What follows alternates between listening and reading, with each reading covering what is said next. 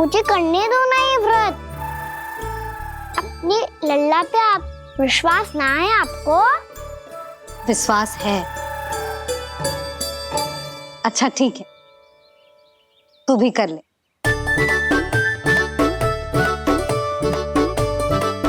पर मैया व्रत की कथा तो सुनाओ, मैं तो अबध हूँ ना।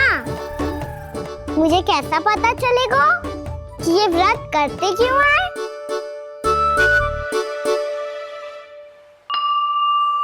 प्रभु, मुझ अबोध को कैसे पता चलेगा कि इस व्रत का क्या विधि विधान होता है और क्यों रखा जाता है और इसका महत्व क्या होता है? मुझे तो आप ही बता सकते हैं प्रभु। जब व्रत कर रहे हैं तब उसका महत्व भी पता होना चाहिए ना। बताओ ना मैया, क्यों रखते एकादशी का व्रत? इसके लिए तो तुझे एकादशी की कथा सुननी होगी।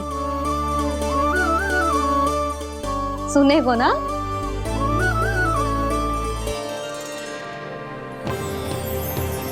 वसुदेव सुतं देवं कंसचाणूरमर्दनम्। श्रीहरि, यशोदा परमानंदम् कृष्णं वन्दे जगद्गुरुम्। वाह प्रभु, अपने भक्तों को एकादशी व्रत का महत्व समझाने का अच्छा उपाय खोज निकाला है आपने।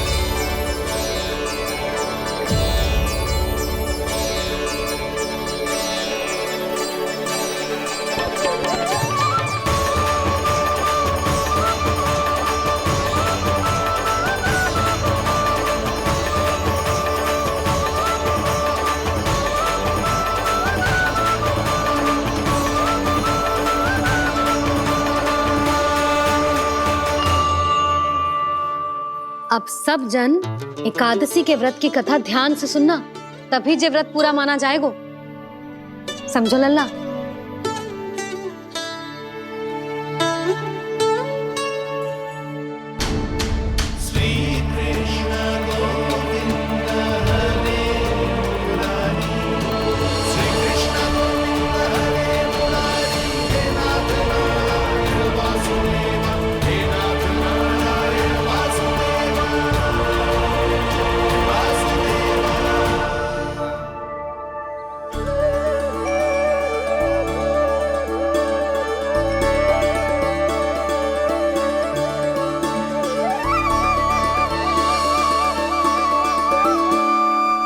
सतयुग में चंद्रावती नाम के नगर में मूरा नाम का एक असुर राज्य करता था।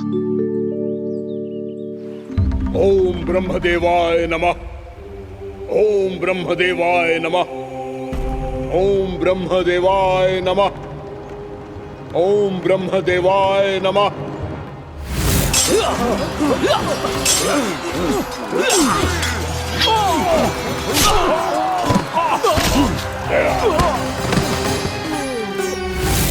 ओम ब्रह्मदेवाय नमः। ओम ब्रह्मदेवाय नमः।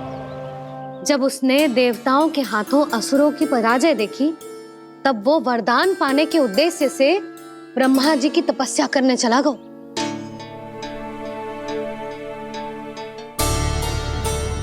शीघ्र ही मूरा की तपस्या सफल हो गई और ब्रह्मदेव जी उससे प्रसन्न हो गए। ओम ब्रह्मदेवाय नमः। ओम ब्रह्मदेवाय नमः। ओम ब्रह्मदेवाय नमः। ओम ब्रह्मदेवाय नमः। ओम ब्रह्मदेवाय नमः। ओम ब्रह्मदेवाय नमः। ओम ब्रह्मदेवाय नमः। ओम ब्रह्मदेवाय नमः। ओम ब्रह्मदेवाय नमः। मूरा, प्रणाम ब्रह्मदेव। तुम्हारी तपस्या सफल हुई। बोलो, तुम्हें क्या वर चाहिए? सृष्टि के रचयिता ब्रह्मदेव, कृपया मुझे ऐसा वरदान दीजिए जिसकी सहायता से मैं त्रिलोकी विजयी बन जाऊं और कोई देवता मुझे पराजित ना कर सके। यहां तक कि देवताओं के रक्षक, सृष्टि के संचालक भगवान श्री विष्णु के लिए भी मैं अपराजय रहूं। तथास्तु, तथास्तु, तथास्तु। प्रणाम ब्रह्मदेव।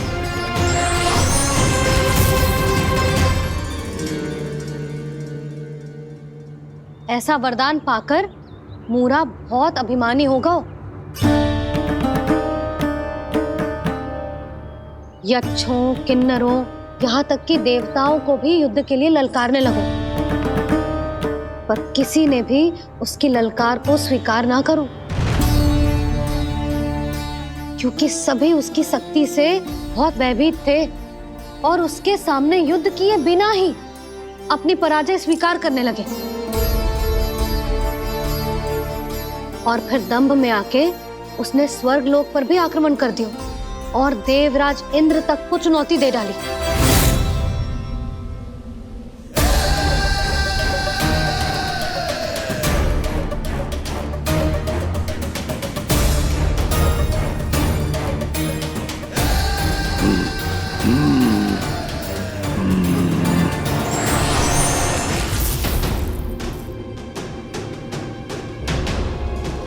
मैं प्रतीक्षा कर रहा हूं देवराज, क्या उत्तर है तुम्हारा? मुझसे युद्ध करोगे या फिर बिना लड़े ही पराजय स्वीकार कर मेरे अधीन हो जाओगे और सौंप दोगे मुझे अपना ये स्वर्ग लोक? सारी शक्ति तुम्हारे मुख में है या कुछ बाहुबल भी है तुम्हारे पास? मैं तुम्हारी चुनौती स्वीकार करता हूं मूरा। मैं तुम्हारी चुनौती स्वीकार करता हूं मूरा।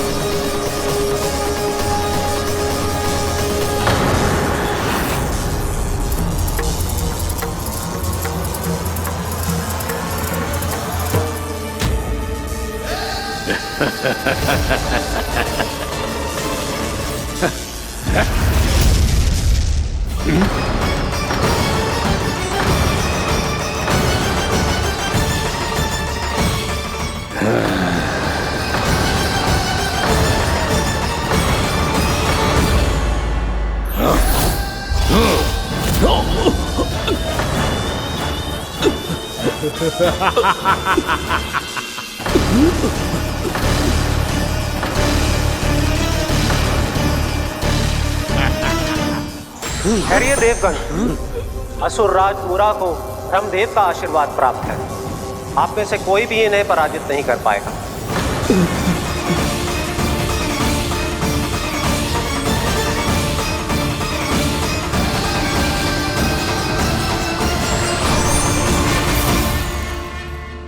एक अवसर और देता हूं देवराज, युद्ध या अधीनता, क्या उत्तर है तुम्हारा देवराज?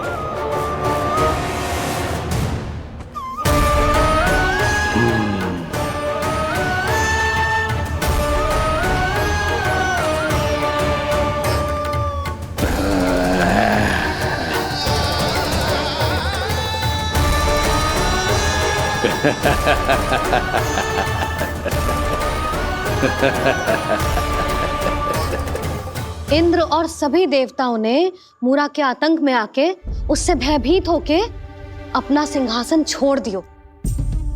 अब मूरा स्वर्ग का अधिपति बन गयो और शीघ्र ही उसने अन्य सभी असुरों को स्वर्ग में निवास करने के लिए आमंत्रित कर दिया। और इस प्रकार से वो धीरे धीरे तीनों लोकों का सम्राट बन गयो उसे किसी ने रोका नहीं मैया। ना लल्ला, इतना साहस किसी में था ही ना। और फिर ये निश्चित करने के लिए कि भविष्य में किसी और असुर की मृत्यु ना हो, वो यमराज पे भी विजय प्राप्त करने के लिए यमलोक की ओर प्रस्थान कर दियो। वो तो अपने आप को और सभी असुरों को अमर बनाना चाहता था। पर देवता और यमराज भी उसकी ये योजना समझ गए थे। इसीलिए उसके आने से पहले ही सारे देवताओं ने श्री नारायण से सहायता के लिए गुहार लगाई। अब केवल आप ही कुछ कर सकते हैं प्रभु। अभी तो मूरा केवल त्रिलोक का स्वामी है, और यदि उसने यमलोक भी जीत लिया तो वो जीवन को ही नियंत्रित नहीं करेगा प्रभु, वो मृत्यु का भी स्वामी हो जाएगा। ऐसे में पहले सृष्टि का संतुलन तो नष्ट होगा प्रभु, और फिर स्वयं सृष्टि ही नष्ट हो जाएगी। ऐसा नहीं होगा यमदेव, नियति ऐसा होने ही नहीं देगी। विधि रचेगी खेल और मैं बनूंगा माध्यम। असुर राज मुरा का सामना मैं करूंगा। बस आप मुझे चुनौती देने के लिए उसे तैयार कर लीजिए, चाहे उसके लिए आपको साम दाम दंड भेद कोई भी उपाय क्यों ना अपनाना पड़े।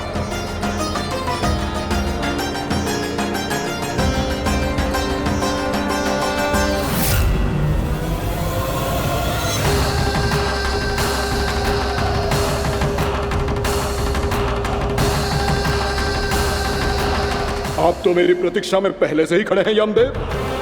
तब तो आपने मेरी चुनौती के बारे में भी सुना ही होगा। कहिए, क्या उत्तर है आपका? मेरा स्वागत करके अपना राज्य त्यागेंगे या मेरा सामना करके अपने प्राण? असुर राज मुरा का सामना मैं करूंगा। बस आप मुझे चुनौती देने के लिए उसे तैयार कर लीजिए, चाहे उसके लिए आपको साम दाम दंड भेद कोई भी उपाय क्यों ना अपनाना पड़े।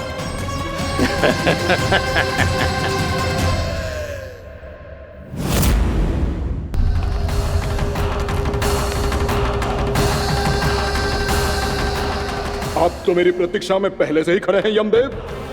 तब तो आपने मेरी चुनौती के बारे में भी सुना ही होगा। कहिए, क्या उत्तर है आपका? मेरा स्वागत करके अपना राज्य त्यागेंगे या मेरा सामना करके अपने प्राण? हे असुर श्रेष्ठ, मैं आपकी अधीनता स्वीकार करने के लिए तैयार हूं। बस एक विनती है मेरी। शर्त को विनती का नाम देकर बहलाना चाहते हो मुझे यमराज? असुर राज मूरा के सामने शर्त रख पाओ, इतना सामर्थ्य नहीं है तुम में। इसका आभास है मुझे असुरराज, पर मैं आपकी अधीनता स्वीकार करूं इससे पहले आपको स्वामी धर्म का पालन करना होगा। मेरे पुराने स्वामी के क्रोध से मेरी रक्षा करनी होगी आपको। कौन है तुम्हारा पुराना स्वामी? भगवान श्री नारायण। और छोटी माँ, मूरासुर को तो श्री नारायण से भी रक्षा का वरदान प्राप्त था ना? यही तो श्री नारायण की लीला थी बलराम। पर वो राक्षस अपने दम में जे समझ ही ना पाओ कि वो क्या भूल करने जा रहा है, और पहुंच गो भगवान श्री नारायण को चुनौती देने के लिए।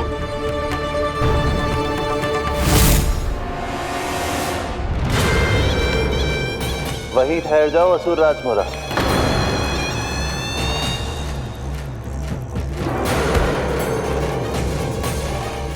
यहाँ क्यों आए? आपको पराजित करने और ये वैकुंठ जीतने,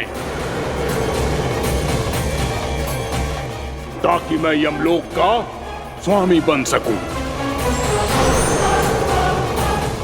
फिर आओ, युद्ध भूमि में मेरा सामना करो।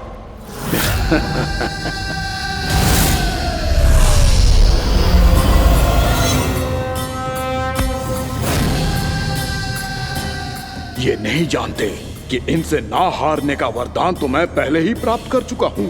इसलिए युद्ध ठीक से आरंभ हो पाए उससे पहले ही इन्हें जीत लूंगा मैं।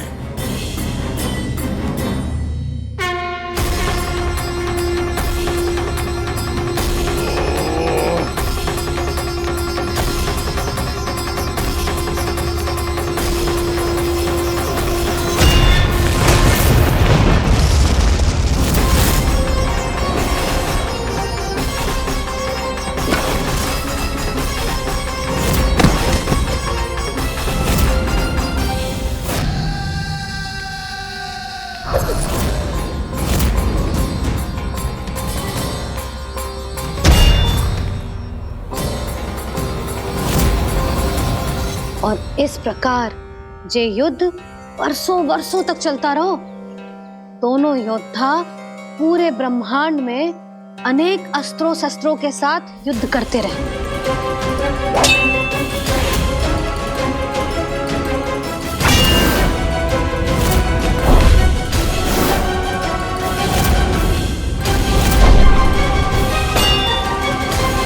फिर क्या हुआ मैया?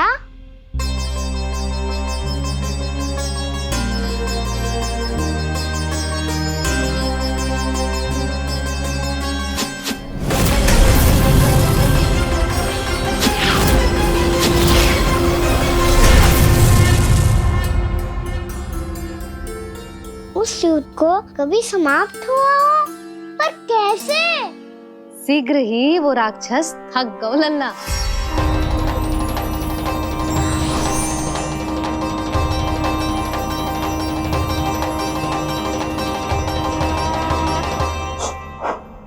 खड़े खड़े देख क्या रहे हैं नारायण? आक्रमण कीजिए, वध कर दीजिए मेरा।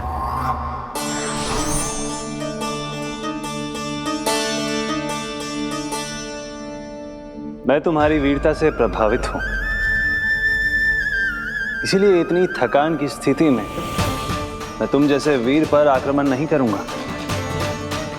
जाओ विश्राम करो। यदि फिर से युद्ध करने की इच्छा हो तो तुम्हारा स्वागत होगा।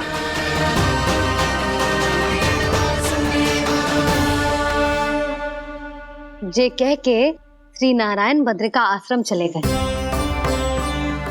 और वहां हिमवत नाम की एक कंदरा में ध्यान लगा के बैठ गए। उधर वो राक्षस विश्राम करने लगो। अनेकों दिन बीत गए और अब वो राक्षस मूरा फिर से स्वस्थ होके बलवान हो गया था।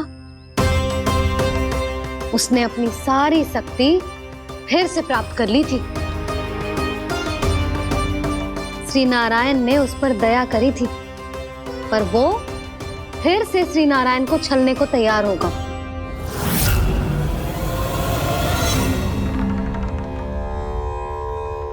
ध्यान में बैठे बैठे श्री नारायण योग निद्रा में चले गए,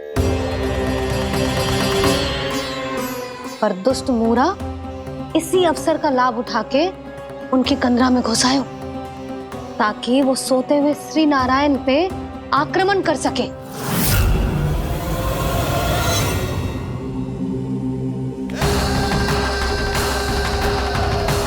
आज इस लंबे युद्ध को जीतकर अपने इस अंतिम शत्रु का भी अंत कर दूंगा मैं।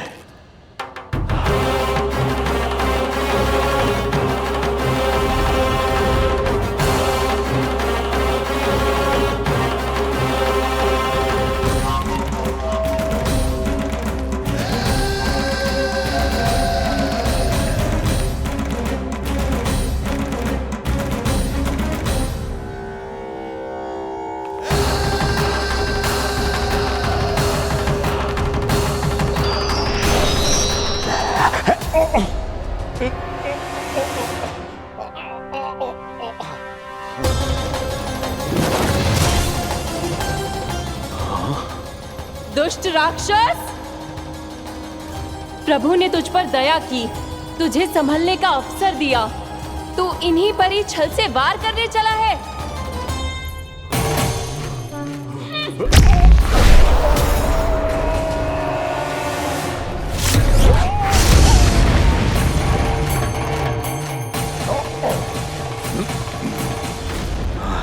मैं अजय हूँ, मुझे कोई पराजित नहीं कर सकता। ब्रह्मा का वरदान है मुझे। तूने नारायण से अपराजय होने का वरदान मांगा था मूर्ख। उनकी शक्ति से नहीं, ध्यान से देख। मैं तेरी मृत्यु हूँ, मृत्यु।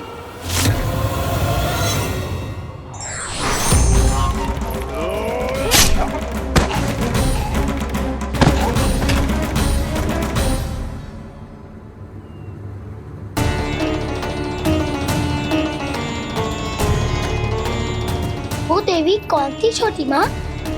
और कौन बलराम, वही तो थी देवी एकादशी।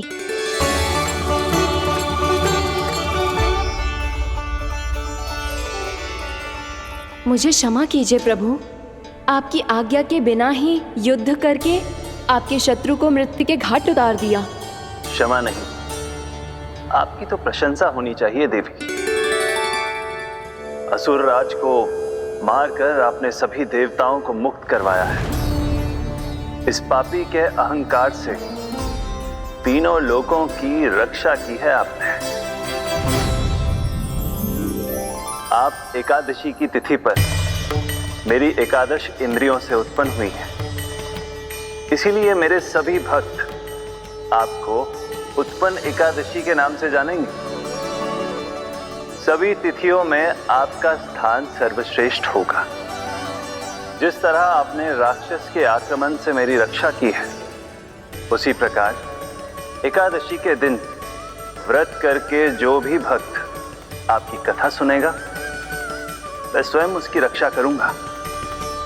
जो आपकी पूजा करेगा उसे मेरी विशेष कृपा प्राप्त होगी और उसके साथ साथ उसे मिलेगा धन, सिद्धि और मोक्ष।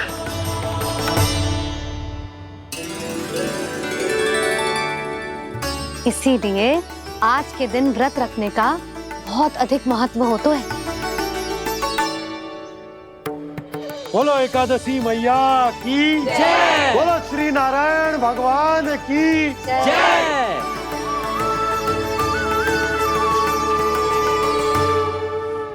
प्रभु की कृपा से एकादशी का महत्व भी पता चल गो और मेरा व्रत भी सफल होगा। अभी नहीं भूला रहा, एकादशी का व्रत पूरी तरह तभी सफल होता है जब द्वादशी के दिन उसे पूरा किया जाता है।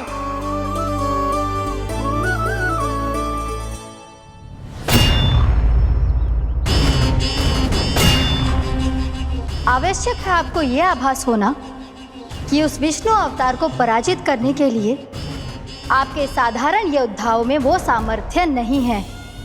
वो विष्णु अवतार कुछ अधिक ही असाधारण है।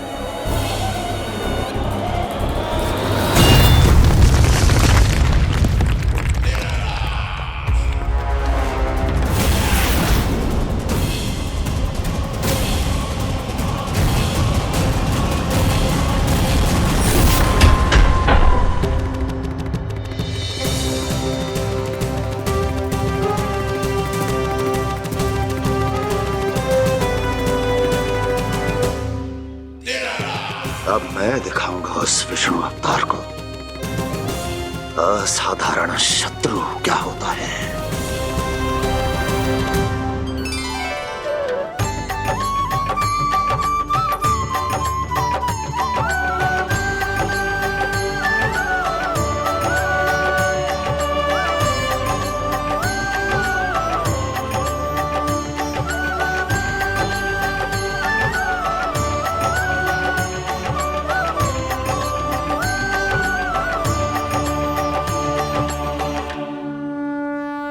मामा अधीर हो रहे हैं, पर मैया ने मुझे अभी तक बाहर जाने की आज्ञा नहीं दी है। अभी उन्हें किसी और राक्षस को यहाँ भेजने से रोकने के लिए मुझे ही कुछ करना होगा।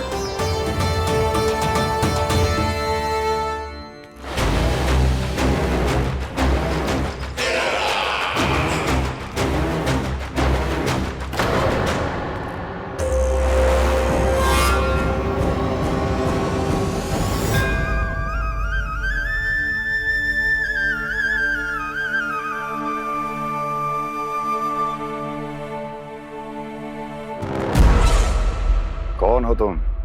बचपन से ही मुझे मारने का सपना देख रहे हैं, सिर्फ मुझे ही नहीं पहचानते।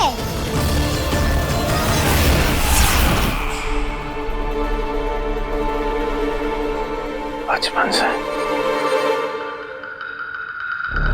विष्णु अवतार। कोई कान्हा बुलाता है तो कोई मुरलीधर पुकारता है, कोई माखन चोर कहता है, कोई कहता है चिच्चोर। पर विष्णु अवतार इस नाम से तो बस आप ही मुझे बुलाते हो मामा जी। इतना साहस कि तू यहां आ गया है।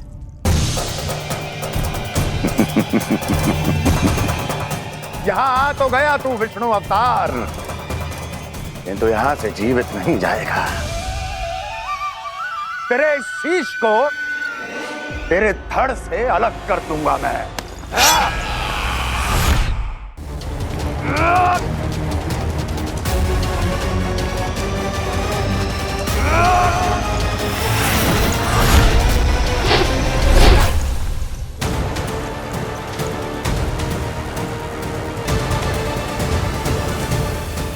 कहाँ देख रहे हो मामा जी?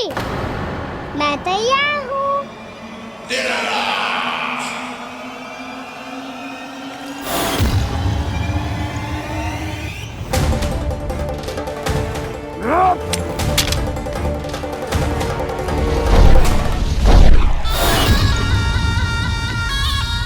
मामा जी, आप सदैव इसी तरह क्रोध में रहते हो क्या?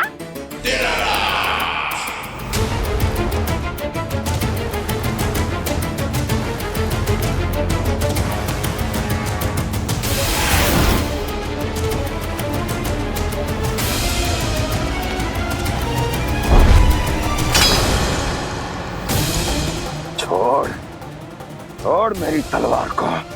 छोड़ो तो तब जब पकड़ा हूँ।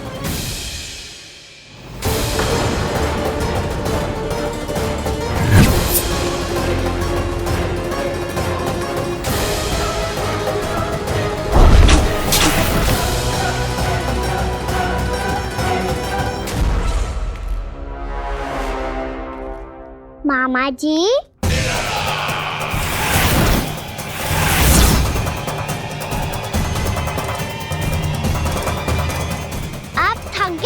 थोड़ा विश्राम कर लो। आपका तो पता नहीं, मैं अवश्य थक गया हूँ।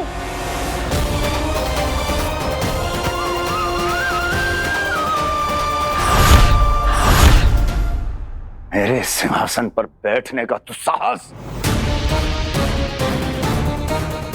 अभी तो बस अभ्यास कर रहा था मामा जी। भविष्य में मुझे तो बैठना है यहाँ। आपने बल प्रयोग करके से अपने पिताजी से छीना था। मैं आपसे छीन लूंगा। जो छल और बल से लिया जाए वो अधिक समय तक टिकता नहीं है मामा जी।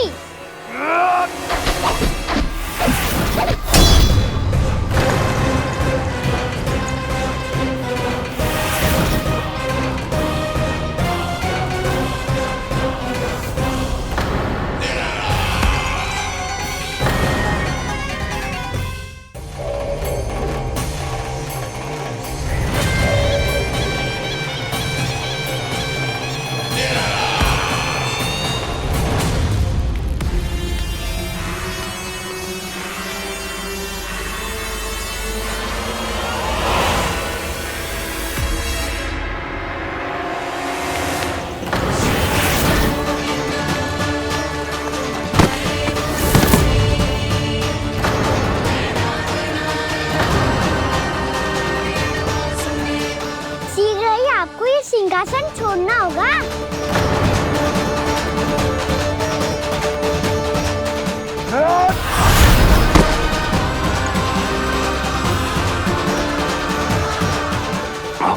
वो मेरा सिंहासन छीनना चाहता।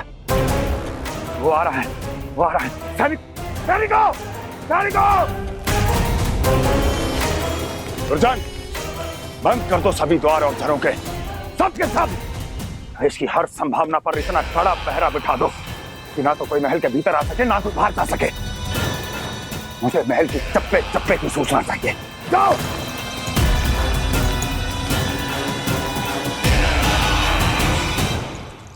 सिंहासन।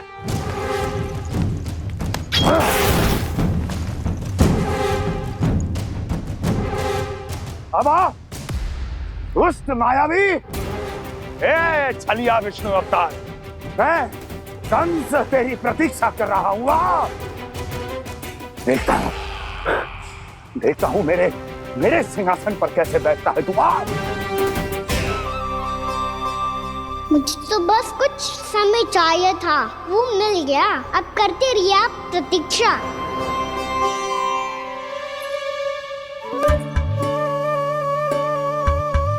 जी अपने आप से बातें क्यों कर रहे हैं जी?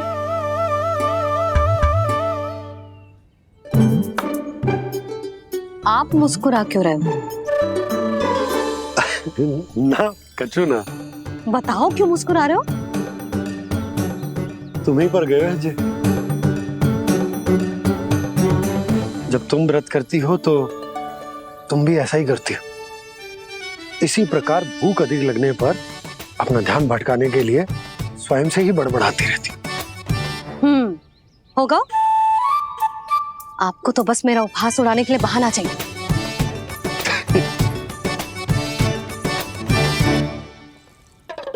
लल्ला, भूख लगी है?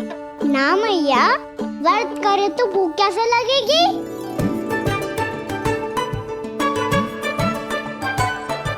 यदि लगी हो तो छोटे बालकों को थोड़ी बहुत भूल चूक क्षमा होती है। कछु ना तो फल तो तू खा ही सकते है।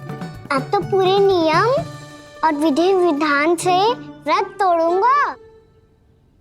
कल द्वादशी के सुबह मुहूर्त के अनुसार। ठीक।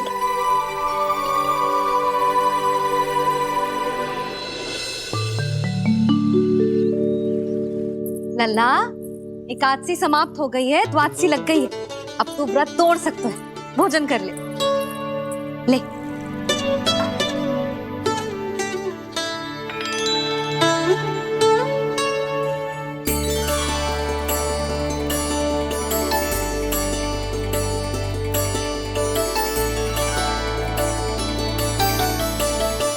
आज तो कार्य कर लीजिएगा। मैं ना चाहती कि सब गांव वाले फिर से आपका उपहास उड़ाएं। अरे, इसी क्षण कार्य आरंभ करना आवश्यक ना है। कुछ खा तो लो। कल भी पूरे दिन व्रत में रहे, अब तो कुछ खा लो। ना, अभी बिल्कुल भूख ना है। और हाँ भगवान, तुम्हें चिंता करने की आवश्यकता नहीं है। आज मैं किसी को भी 2 शब्द कहने का अवसर नहीं दूंगा। अरे, कुछ खाओगे पियोगे नहीं तो कैसे रहोगे?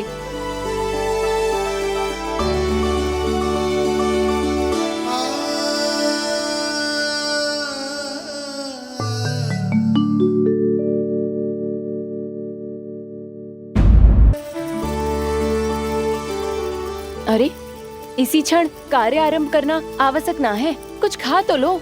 ना, अभी बिल्कुल भूख ना है। और हाँ भगवान, तुम्हें चिंता करने की आवश्यकता नहीं है। आज मैं किसी को भी 2 शब्द कहने का अवसर नहीं दूंगा।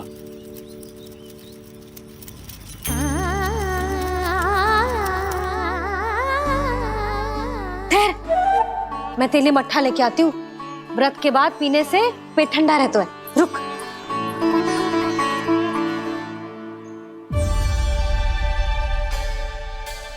भक्तों ने अभी तक व्रत नहीं तोड़ा है, मैं कैसे तोड़ लूं? भूख कहाँ से होगी? श्री हरि नाम से पेट तो भर लेते हो। श्री हरि, श्री हरि, श्री हरि।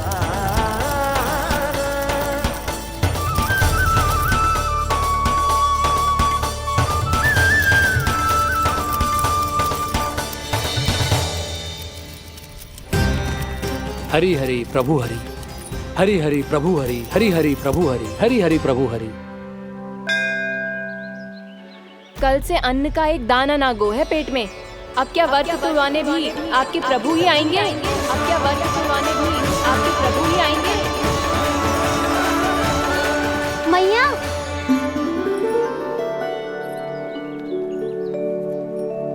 मैया पहले व्रत तोड़ के कछु खा तो लो। अभी ना, लौट के आने के बाद। हाँ,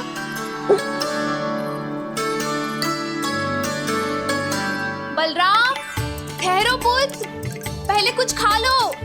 व्रत तोड़ना आवश्यक होता है। मैया ने एकादशी का महत्व बताया। लगता है मुझे सबको द्वादशी पर व्रत तोड़ने समाप्त करने का महत्व बताना होगा। हरि हरि हरि हरि हरि मेरे हरि।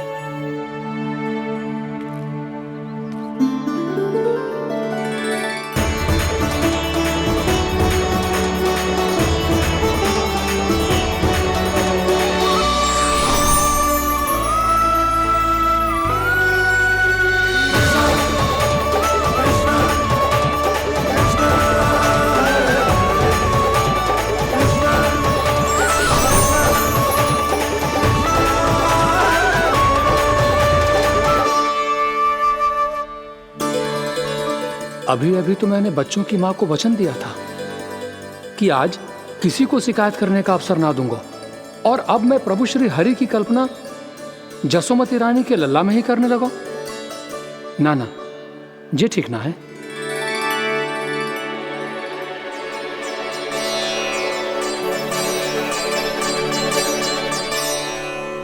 ठीक ही तो है, बिल्कुल सही पहचाना है आपने। बड़े तो बड़े, अब तो बालक भी हमारा उपहास उड़ाने लगे। मैं आपका उपहास नहीं उड़ाने आया, मैं तो आपके एकादशी के व्रत को पूरा कराने आया हूँ।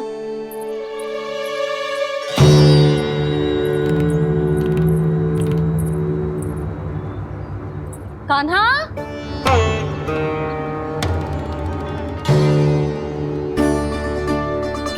तो ये रही आपकी छड़ी और ये रही मेरी पीठ। सेक देना तापड़ तोड़। आज तो इसकी पीठ सेक के रहूंगी मैं। मैया घर पे भूखी मुझे ढूंढ रही होगी। लो, आज द्वादशी के दिन पहले प्रहर में भोजन करके अपना एकादशी का व्रत पूरा करो आप। धन्यवाद राजकुमार, पर अभी हमें भूख नहीं है। बहुत सारा काम पड़ा है, और अभी थोड़ी ही देर में शंकरी बहन भी अपनी मटकी लेने आती होंगी।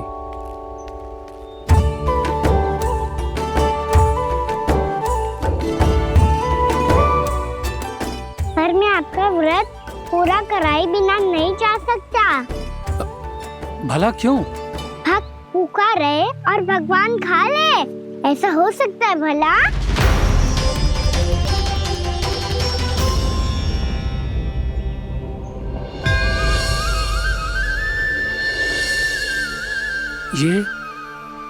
ये कैसा भ्रम हो रहा है मुझे?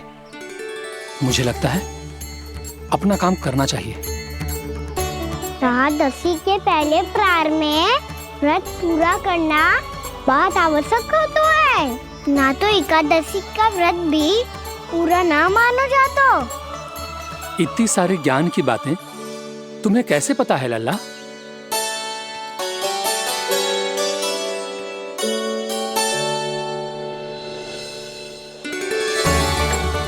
जैसे एकादशी की कथा होती है, वैसे द्वादशी की महिमा भी एक बहुत महत्वपूर्ण कथा है।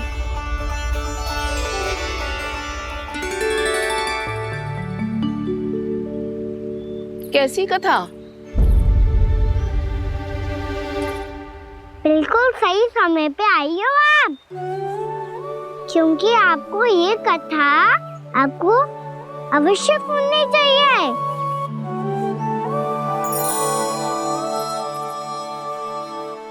मुझे क्यों? पहले सुन तो लिया, फिर स्वयं ही पता चल जाएगा। बहुत समय पहले एक राजा हुआ करते थे, राजा अम्बरीश। भगवान श्री हरि के बहुत बड़े भक्त थे। ओम नमो नारायणाय। ओम नमो नारायणाय।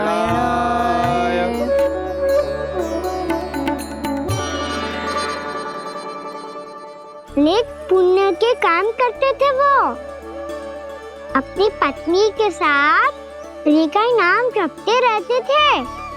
उन्होंने 12 माह एकादशी का व्रत करो निर्जल पास किया, और जब उनकी 12वीं एकादशी का व्रत द्वादशी के दिन तोड़ने का समय हुआ, तभी महर्षि दुर्वासा अपनी 100 शिष्यों के साथ उनके महल में पधारे।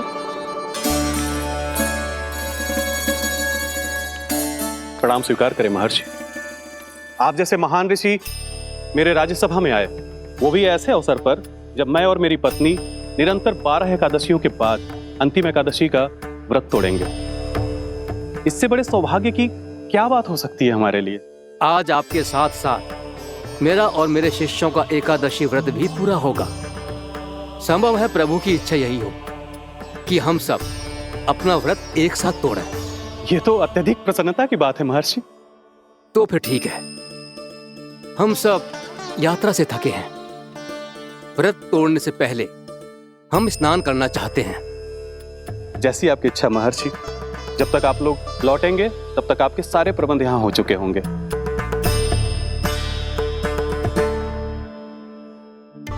महर्षि दुर्वासा स्नान करने गए थे, पर उन्हें लौटने में विलंब हो रहा था और इधर द्वादशी पर व्रत पूरा करने का मुहूर्त बीता जा रहा था।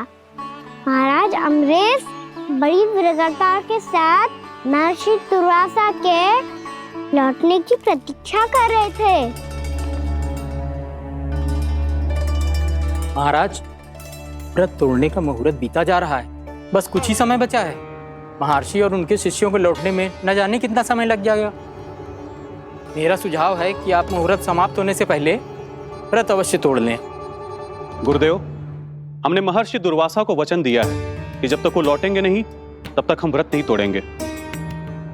इसीलिए मैं उनके लौटने के बाद ही भोजन ग्रहण करूंगा।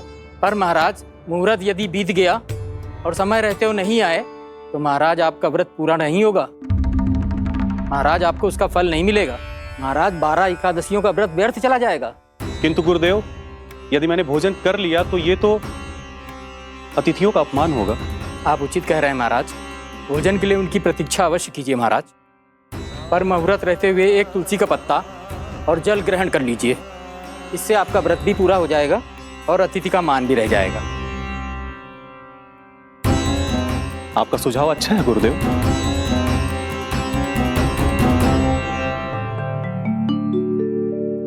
जैसे ही महाराज ने तुलसी का पत्ता खाया, वैसे ही महर्षि दुर्वासा लौट आए। महाराज,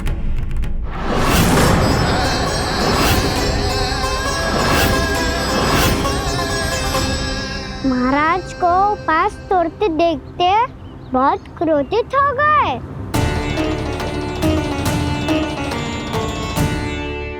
बहुत बड़े भक्त हैं आप, परंतु आप ये नहीं जानते अपने अतिथियों के साथ कैसा व्यवहार करना चाहिए। आपने हमें साथ भोजन करने का वचन दिया था, पर अपना व्रत क्यों तोड़ा आपने? महर्षि, मैंने भोजन नहीं ग्रहण किया। कहीं मुहूर्त न निकल जाए इस कारण मैंने एक तुलसी का पत्ता ग्रहण कर लिया। 56 भोग खाया हो या एक पत्ता, अपना व्रत तोड़कर अतिथियों का अपमान किया है, मेरा अपमान किया है। अब आपको दंड भोगना होगा ताकि आप सीख पाएं कि अतिथियों के साथ कैसा व्यवहार होना चाहिए। महर्षि, आप जो भी दंड मुझे देंगे मुझे स्वीकार है, किंतु आप क्रोधित मत होइए। क्रोध का कारण आपने दिया है महाराज। एक महर्षि का अपमान करके राक्षसी प्रवृत्ति का परिचय दिया है आपने। इसीलिए अब एक राक्षसी आपको दंड देगी।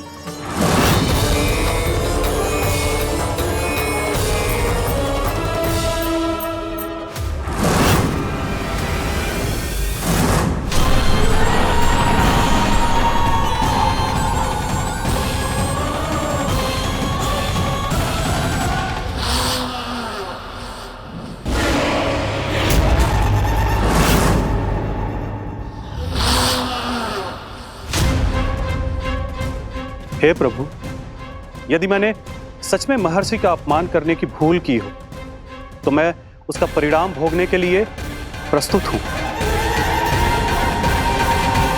ओम नमो नारायणाय, ओम नमो नारायणाय नमः। महर्षि दुर्वासा को यह आभास ही नहीं था कि महाराज अम्बरीश ने उनका अपमान नहीं किया था, फिर भी उसे अपमान मान के वो श्री नारायण के भक्त पे संदेह कर रहे थे। मैंने भी तो भोला राम की भक्ति पे संदेह किया था। हे नारायण, ये क्या पाप हो गया मुझसे? संदेह किसी अपमान से कम ना हो तो, और भगवान सब सह सकते हैं, पर उनके प्रिय भक्तों का अपमान सहन ना कर सकते, इसीलिए उन्होंने अस्थिचेप करने का निर्णय लिया।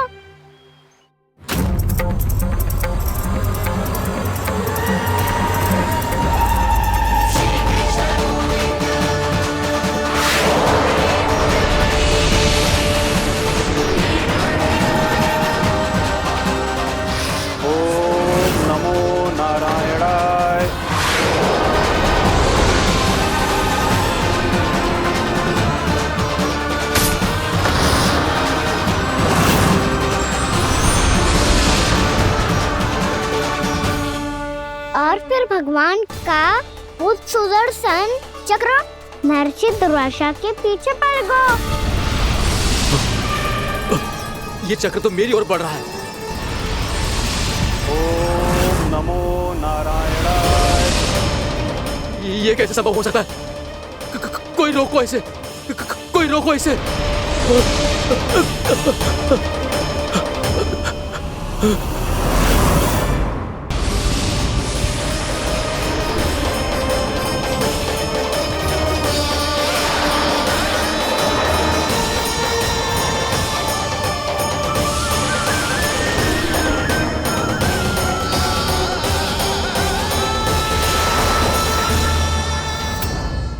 चक्र से अपने प्राण कैसे तैसे बचाते बचाते महर्षि दुर्वासा ब्रह्मलोक जा पहुँचे। ब्रह्मदेव रक्षा कीजिए, ब्रह्मदेव सहायता कीजिए, मुझे बचाइए ब्रह्मदेव, रक्षा कीजिए। ये सुदर्शन चक्र मेरे प्राणों के पीछे पड़ गया है, मुझे बचाइए ब्रह्मदेव, मुझे बचाइए। महर्षि, मैं चाहकर भी आपकी सहायता नहीं कर सकता। ऐसी स्थिति में यदि कोई कुछ कर सकते हैं तो वो हैं सुदर्शन चक्र के स्वामी विष्णु, क्योंकि सृष्टि में केवल वही है जो इसे नियंत्रित कर सकते हैं। वो ही इसे वापस लौटने का आदेश देकर आपके प्राणों पर छाए हुए संकट को दूर कर सकते हैं। किंतु हां, मैं सुदर्शन चक्र से इतना अवश्य कहूंगा कि जब तक आप विष्णु लोक में पहुंच नहीं जाते, वो आपको किसी भी प्रकार की हानि ना पहुंचाए। आपका बहुत बहुत धन्यवाद, आपकी सदा ही जय हो।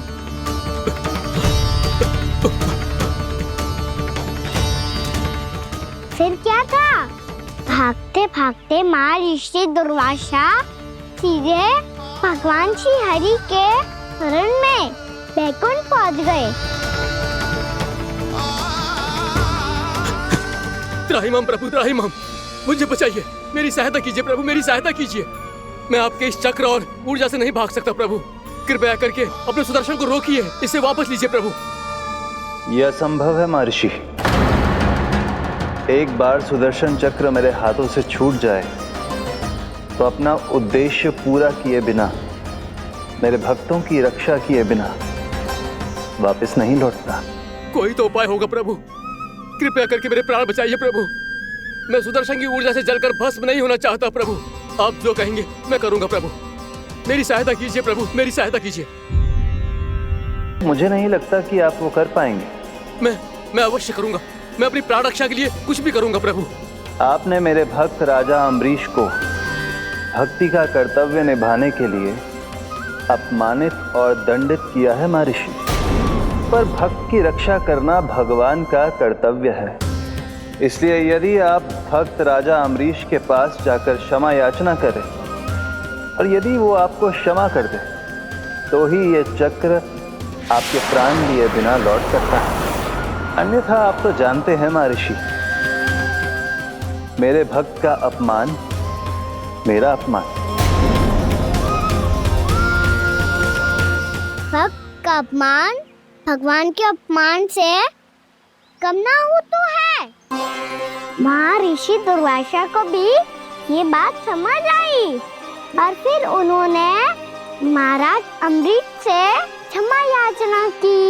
महाराज महाराज महाराज महाराज महाराज, मुझे क्षमा करें महाराज, मुझसे बहुत बड़ी भूल हो गई महाराज, मुझसे बहुत बड़ी भूल हो गई महाराज। महर्षि, आप हमारे चरण छुए ये उचित नहीं। महाराज, महाराज अम्बरीश, आप नारायण के सच्चे भक्त हैं। मैंने आपको अपमानित किया, दंडित करने का प्रयास किया महाराज।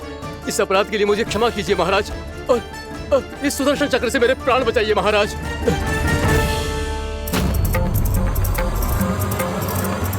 हे महान सुदर्शन, यदि महर्षि के लिए मेरे हृदय में अभी भी वही सम्मान और प्रेम हो जो इनके प्रथम आगमन पे था, तो कृपया आप अपने धाम वापस लौट जाइए।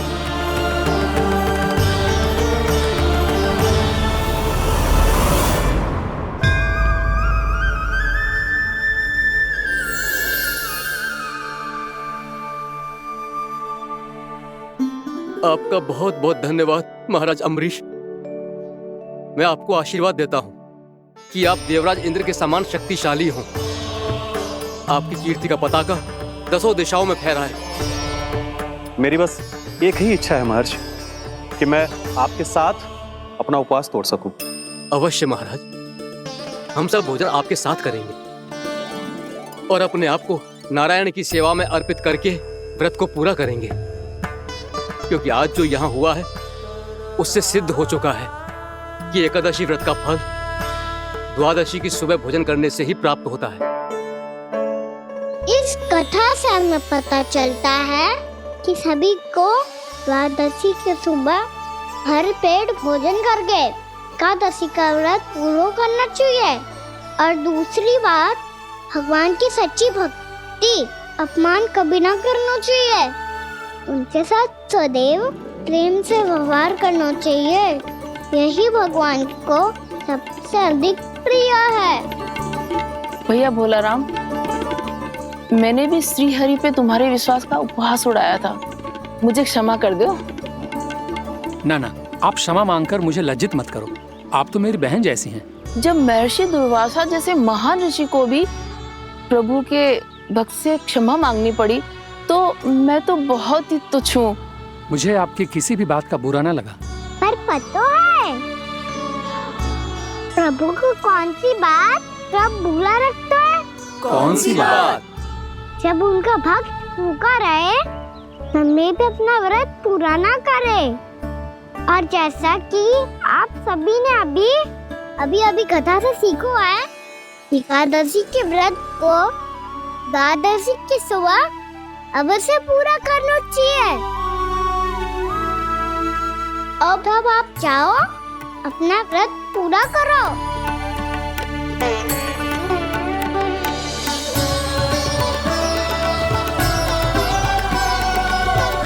मैं आपके लिए जल लेके आती हूँ।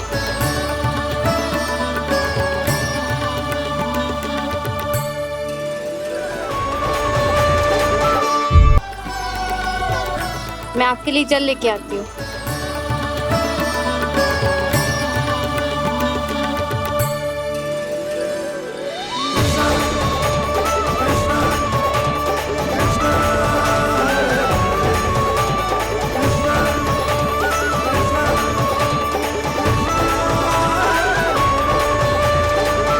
लो खाओ।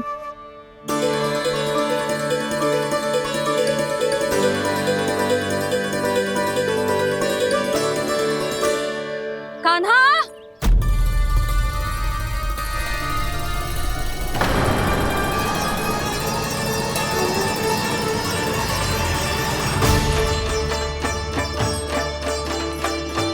बोलो काका, सिगरेट छुपा लो मुझे, मैया आ रही है, बहुत क्रोध में लगती है।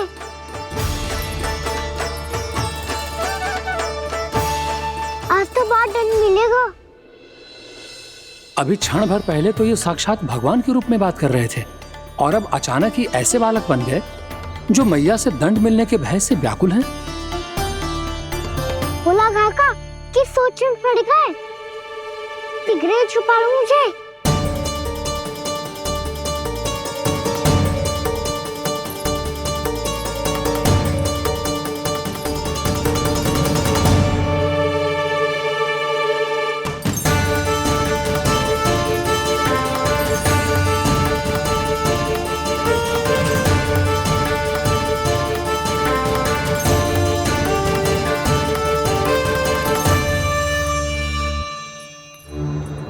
भोलानाथ जी, कान्हा को देखो है क्या?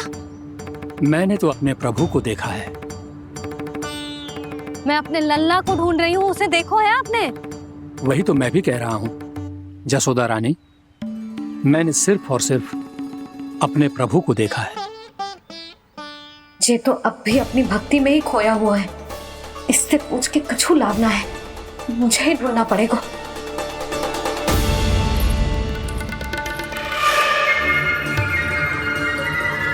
बच गए। शंकरी मौसी, कान्हा को देखो है क्या कहीं?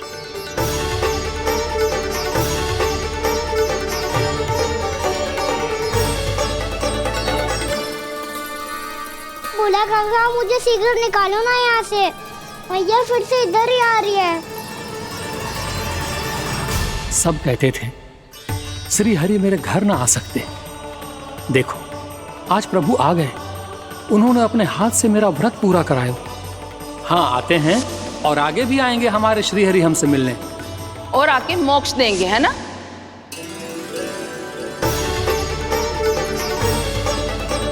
शीघ्र निकालो ना भोला काका, भैया आ रही है। मैं ना निकालूं? मेरा अर्थ है मैं निकालूंगा, अवश्य निकालूंगा, पर तब तक नहीं निकालूंगा जब तक आप मेरी सारी बातें मान नहीं लेते हैं। कौन सी बात? प्रभु मुझे मोक्ष प्रदान कर दीजिए प्रभु। तथास्तु। ना ना ना प्रभु, मेरे साथ साथ मेरे परिवार को भी मोक्ष दे दीजिए। तथास्तु। अब तो निकाल दो, मैया देख लेंगी। ना प्रभु, मेरे परिवार के साथ मुझसे जुड़ी हुई हर वस्तु, जीव जंतु, प्राणी, गाय बैल भैंस, सभी को मोक्ष प्रदान कर दीजिए प्रभु। तथास्तु। प्रभु आप सच में अद्भुत हैं।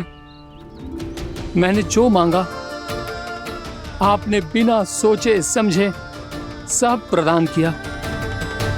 मैं ही अपनी मांगे बढ़ाता रहा।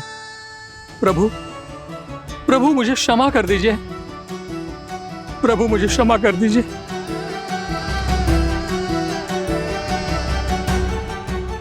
आइए प्रभु।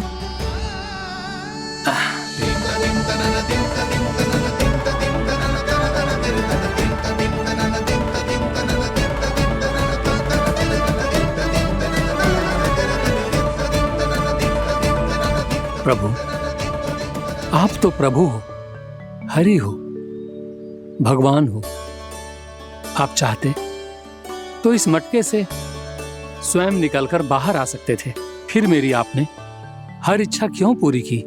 क्योंकि मेरे भक्त की इच्छा पूरी करने में मुझे भी प्रसन्नता मिलती है। ना तो मैं अपने भक्तों का अपमान सह सकता हूँ और ना ही उनकी इच्छा अधूरी रहने दे सकता हूँ।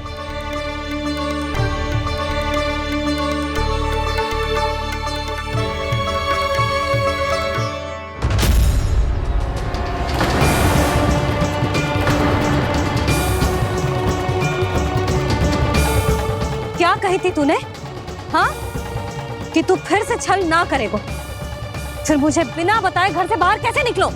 क्षमा करना मैया, पर जो आपने सिखाया था मैंने तो उसी का ही पालन करो है। फिर से चतुराई कर रहे हो है ना? हाँ? आप ही ने तो कही थी ना, यदि कछु करने से किसी को हानि ना पहुंचती हो या फिर किसी अच्छे कार्य में सहायता हो रही हो तो आज्ञा लेने की आवश्यकता ना होती।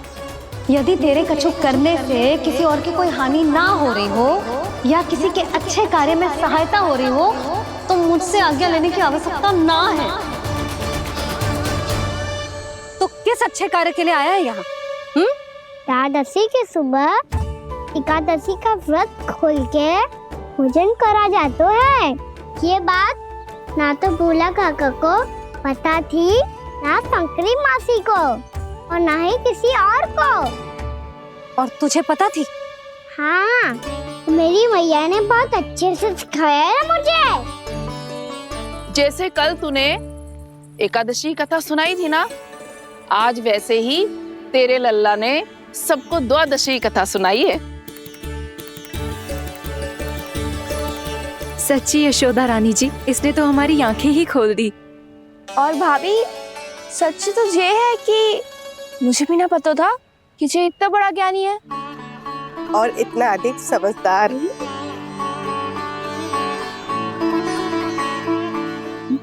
द्वादशी की कथा?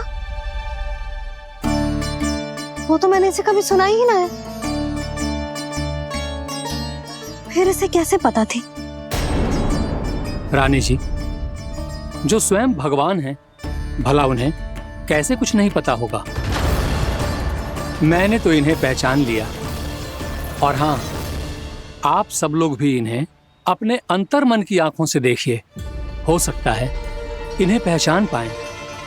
ये कोई और नहीं है, श्री नारायण है, मेरे श्री हरि, मेरे प्रभु। जय श्री हरि।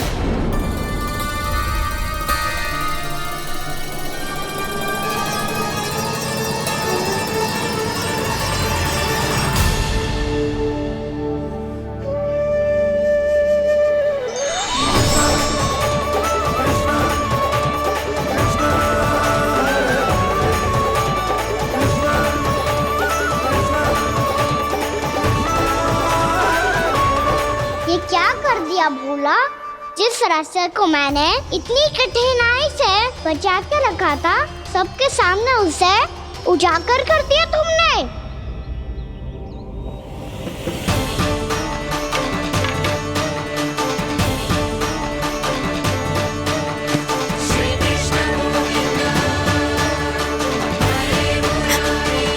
नारायण, नारायण, श्री नारायण।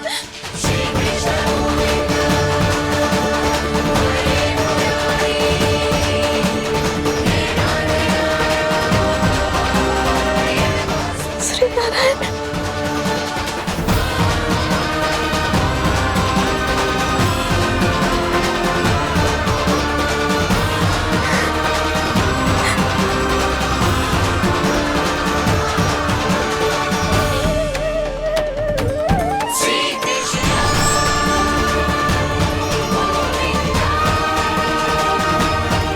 श्री नारायण प्रभु।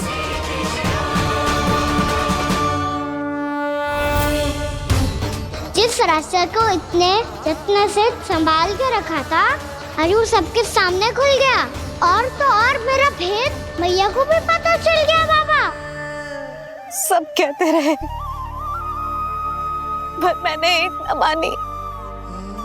सबने कही थी कि आप भगवान हैं, पर मैं मूर्ख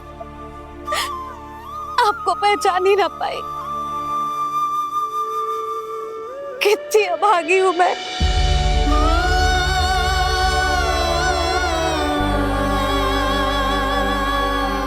जिस मुंह से मुझे आपकी महिमा गानी चाहिए थी,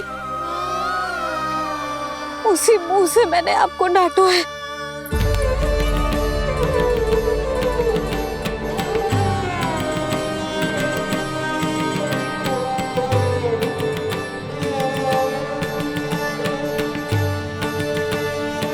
जिन हाथों से मुझे आपके चरण छूने चाहिए थे, उन हाथों से मैंने आपके कान पकड़े।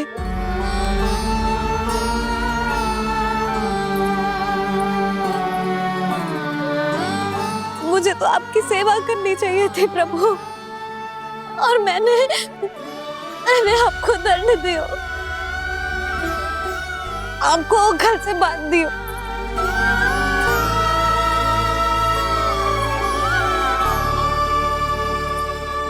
बावली हो गई थी प्रभु।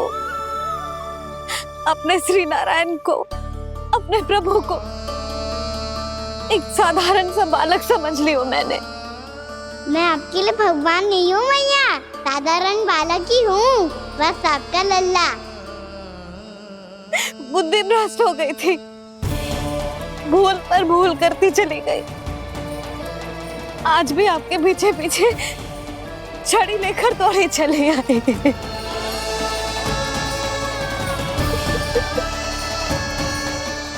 अपने आप को दोष मत दो मैया, आपके ममता के लिए तो जन्म लिया है मैंने। हमारा मन बदलने मत दो, मेरे लिए वही पुरानी भैया बनी रहो आप, और मुझे रहने दो आपका वही नटखट लल्ला। मुझे क्षमा कर दो प्रभु, मुझे क्षमा कर दो। बाबा ये कैसा अंत हो गया आज? मैया तो मुझे भगवान मानने लगी, पर मैं इसे स्वीकार नहीं कर सकता। अभी नहीं बाबा, इतनी शीघ्र नहीं। आप ऐसे खड़े क्यों बाबा? कुछ ऐसा करो ना कि मैया फिर से मेरे मैया बन जाए। उनकी दृष्टि में भक्ति नहीं, ममता चाहिए मुझे। कान्हा, मेरे सामर्थ्य में हो तो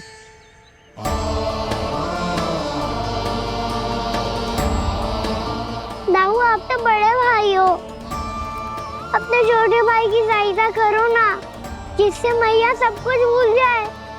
मैं क्या कर सकता हूँ कान्हा? कोई तो सहायता करो मेरी।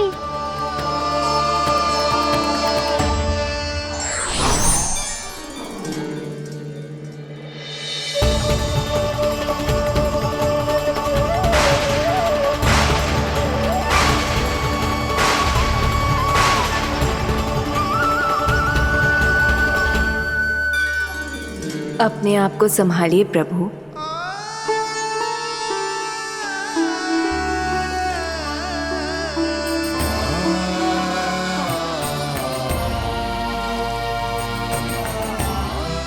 देखो ये क्या हो गया, भैया को सब पता चल गया। अभी तो मुझे मैया की ममता का शौक पूरी तरह मिला ही नहीं था। योग माया,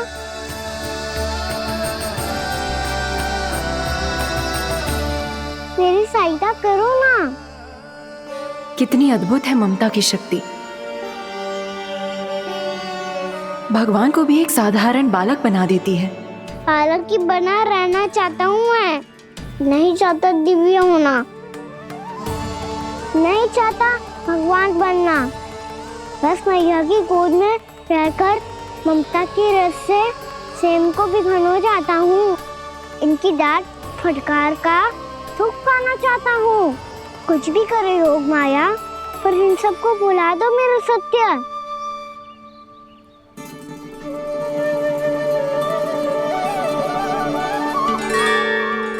पर इन्हें तो मोक्ष का वरदान मिल गया है प्रभु,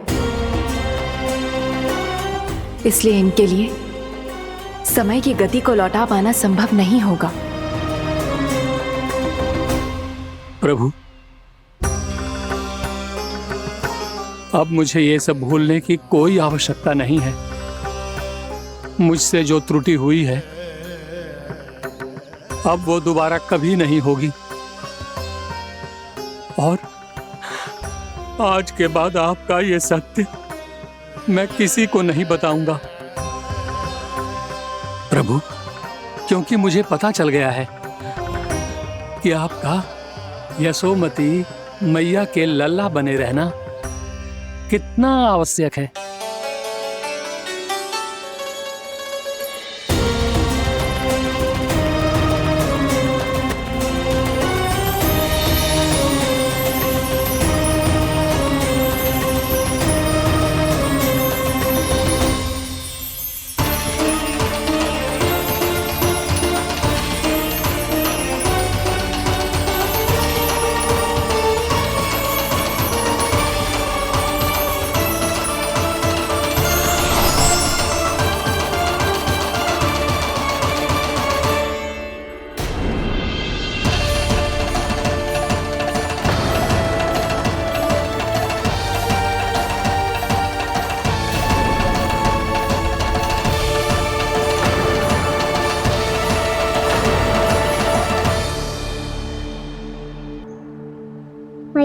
छड़ी। पहले चुपके से भाग जा तो है, फिर स्वयं ही छड़ी भी पकड़ा रहे हैं? नटखट कहीं का। हंसी आ रही है? अरे किस बात पे इतनी हंसी आ रही है रे? हाँ?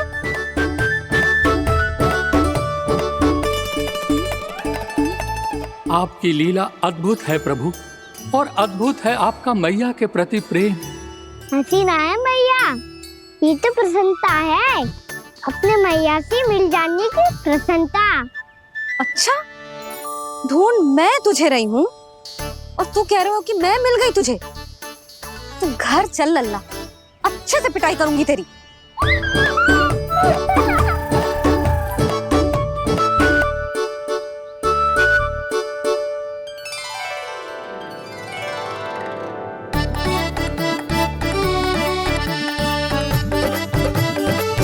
जब पिटाई से गाल लाल होंगे ना तेरे, तब हंसी बंद होगी तेरी।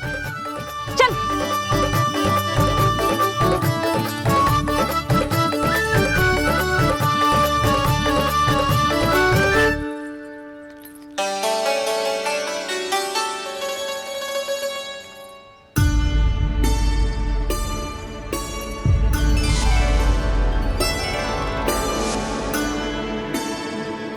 लगता है भैया की और चतन स्मृति वापस आ रही है।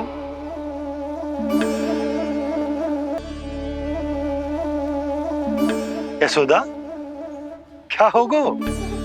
ना कछु ना। आपको बताऊंगी तो और हंसेंगे मुझ पे। बोल दो, मैं उपास ना उड़ाऊं, सच्ची। देखो देखो इसे कैसे हंस रहे हैं। मेरे हाथ में छड़ी है, मैया क्रोधित है, पर जे तनिक में भय ना लग रहा है ऐसे? हाँ, हंसे जा रहे हैं।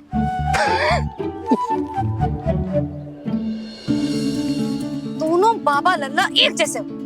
चल तू, चल चल। दाऊ, आप तो बड़े भाई हो, अपने छोटे भाई की सहायता करो ना, जिससे मैया सब कुछ भूल जाए। सुबल, तू कच्चू खा क्यों ना रहो है? व्रत ही करना था तो बलराम के जैसे कल कर ले। तो कल तो एकादशी भी थी। खाना के बिना कछु करने का मेरा मन ही ना कर। तो बात तो सच्ची है, उसके बिना गोचारण भी ऐसा लगता है जैसे कितना भारी कार्य है, व्यवस्था में करना पड़ता है। सही कह रहे हो तुम दोनों। मैं तो गोपालक भी इसलिए बना था ताकि कान्हा के संग खेलने को मिल जाए। बलराम तो हमारा सगा काम और मुख्य अधिक है।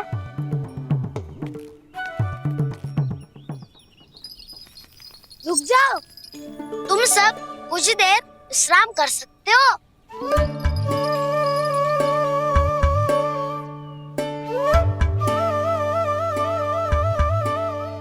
तू बोल। ना मैं ना बोलूंगा, तुम दोनों ही बोलो।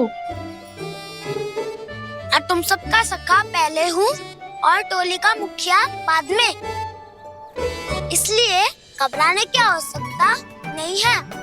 जो भी बात है बिना हिचक बता सकते हो मुझे। तो फिर कुछ ऐसा करो ना कि कान्हा फिर से हमारे साथ गोचारण करने के लिए आने लगे।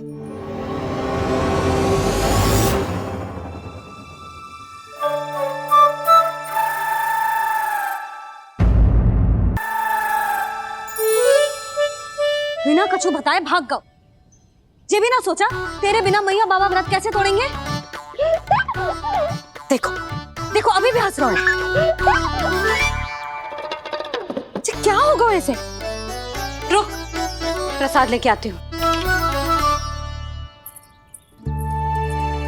क्षमा कर दो मैया, पर जैसा आपके लिए मैं हूँ वैसे ही मेरे लिए मेरा भक्त, इसीलिए भोला राम का व्रत तोड़वाने जाना आवश्यक था।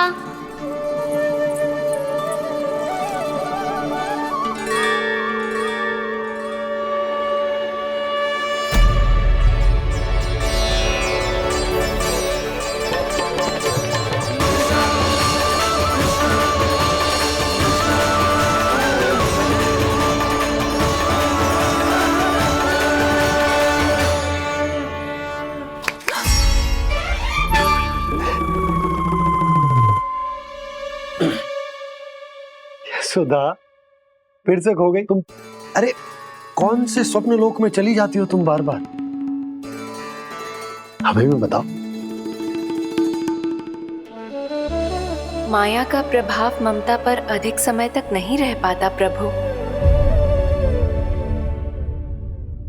अरे बोलो ना यशोदा, क्या सोच रही थी?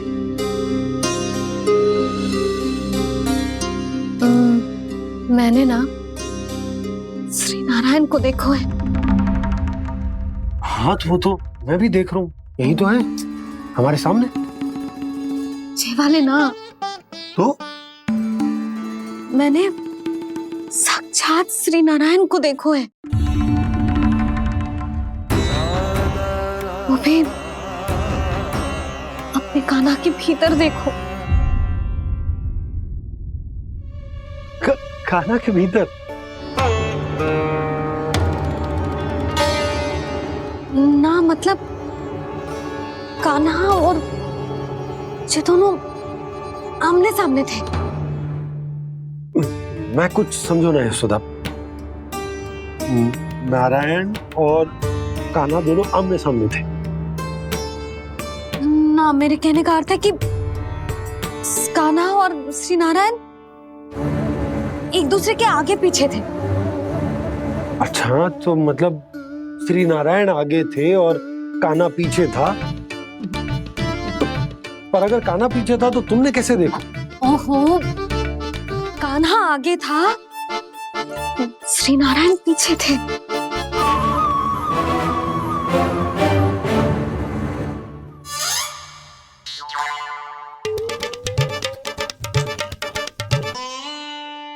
यशोदा एक बार फिर से सोचकर बताओ कि नारायण आगे थे या कान्हा आगे था? ठीक से याद करो। बहुत बता तो रही हूँ जी, थोड़ी धुंधली धुंधली सी स्मृति है। बाबा, इससे पहले कि उनके संदेह की अग्नि स्मृति की वायु पाकर और भड़क जाए, कुछ भी करो पर बुझाओ इसे। स्वप्न देखो है तुमने? हाँ, संभव है स्वप्न ही था। पर यदि स्वप्न था तो सुबह सुबह उठते ही उसकी स्मृति क्यों ना आई? अब क्यों आ रही है उसकी स्मृति? और वो भी तब से जब से मैं भोलाराम के यहाँ से कान्हा को लेके आई हूँ। और जब मैं गई थी तो छड़ी मेरे हाथ में थी, पर फिर कान्हा ने मुझे छड़ी दी और मैं बैठी हुई थी। इस बीच कछु तो हुआ है। भैया की अचेतन स्मृति वापस आ रही है। अब मुझे ही कुछ करना होगा। मुझे लगता है जी, जब मैं वहाँ गई ना, भैया व्रत पूरा करने का सुबह मुहूर्त निकल जाएगा और अब तो भूख भी बहुत तीव्र लग रही है। हे नारायण, मैं तो भूल ही गई कि लल्ला भी तो कल से भूखा है।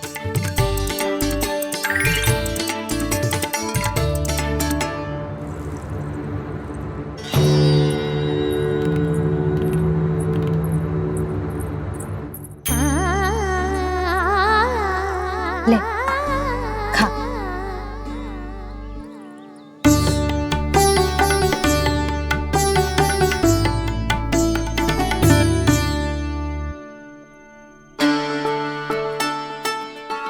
संतान की चिंता में सब कुछ भुला दे, ऐसी ही होती है ममता।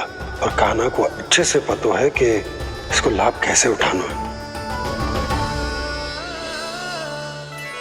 हाँ बाबा, लाभ ना, मैं तो मैया की ममता का आनंद उठाना चाहता हूँ, जितना संभव है उससे भी अधिक।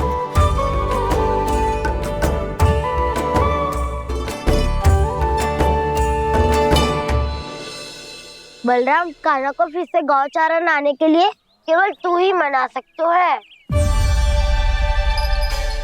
तुम्हें ही वो क्षमता है, हमारी टोली के मुख्य गोपालक जो हो तुम। हाँ, और कान्हा के दाव भी तो हो तुम। हाँ, वो तुमको मना ना कर पाएगा। तुझे छोटा होने के नाते तुम्हारे आदेश का पालन तो करना ही चाहिए कान्हा को। चिंता मत करो सखाओ, मैं कछु कहूँ और कान्हा ना माने ये तो संभव ही ना है।